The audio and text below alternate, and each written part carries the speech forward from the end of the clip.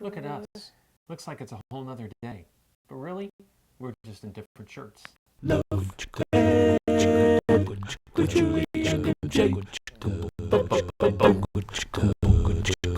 world tells us if you miss out on any opportunity to express your sexuality, you are missing out.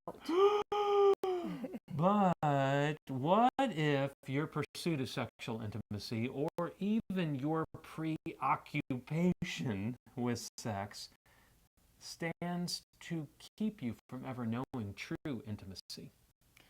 We're talking about sex again on Love Ed with Julie and MJ. Because Julie can't get enough. Sex is the seventh and final intimacy imposter we're presenting in our Relationology series.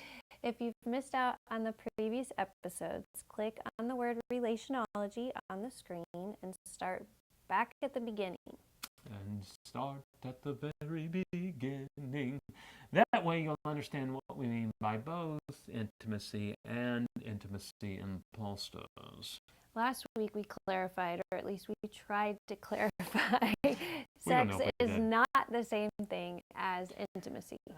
Making sex equal to intimacy gives rise to the idea that sex is the way that you prove a relationship is serious. If you really, really love them, you'll have sex with them. But that's not the only sex lie that our culture tries to sell us. There is an equal but opposing lie that we're going to tackle today. That you can have sex with someone and it means nothing. No big deal. We're referring to the hookup culture, which is prevalent these days, we hear. Okay, so let's start out with defining hookup. Well, according to Donna Freitas, who has researched the hookup culture, the hiccup culture extensively, and wrote about it in a book called Sex and the Hiccup. No, Sex and the Soul. I did that one on purpose. A hookup involves three constants. Number one, it's undefined, meaning it could be anything from kissing to full-out sex. Now, this is significant because it reduces sexual intercourse, the most significant physical contact any two human bodies can share, to something we just throw in a box called hookup. So your friend could come up and say, I hooked up with this guy last night. That could mean they kissed, it could mean they made out, it could mean they had all-out sex, as if it doesn't matter which. But it does matter. Just because sex is not synonymous with intimacy does not mean sex is meaningless. Mm-hmm. It is meant to represent and celebrate the oneness in the marriage relationship. That's why Hebrews 13 says, let marriage be held in honor among all. That includes all, like everyone. And let the marriage bed remain undefiled. And number two, it must be brief. So brief, in fact, that waking up next to the person the next morning is considered too long. And most important, number three. No emotional attachment is allowed. Are you listening to what she's saying? The whole idea of the hookup is to separate sexual intimacy from relational and emotional intimacy. It's no wonder this is so disorienting to people. I'm disoriented and I haven't engaged in it. Here's the dealio. Sexual intimacy is so intimate, so precious, so vulnerable. Physical touch should not go beyond the commitment of the relationship.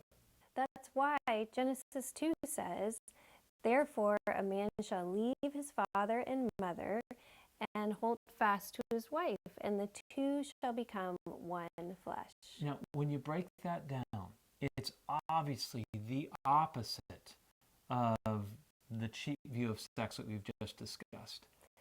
And Scripture says a man should leave his father and mother. And yet, young people today who are still living under their parents' roof or at college still on their parents' dime are having sex.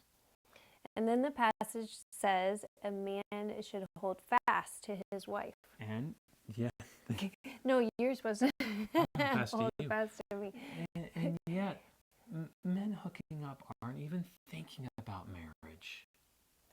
Women hooking up aren't even thinking about No. marriage. And lastly, it says the two become one. So God's call is not to hook up, but to hold back from sexual intimacy until you are ready and willing to hold fast to your spouse. To learn more about sex, you'll want to check out our recommended readings for this week. They begin with a post entitled The 5 Sex Lies. And if you believe and live by any of these sex lies, they will hinder your ability to grow in healthy intimacy in your dating relationships. And then if you do end up walking down the aisle someday, they'll hamper your ability to have a healthy sex life in your marriage. That's right. Now, we're not done talking about sex. In fact, we've got one more very sensitive topic to cover as we near the end of our Relationology series. So join us next time on Love Ed with Julie and MJ. Love Ed with Julie and MJ.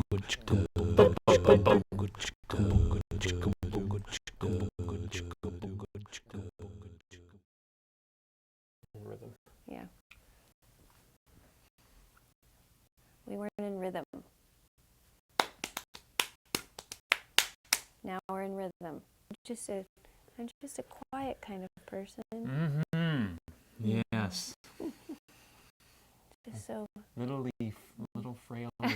I'm just so mild and timid.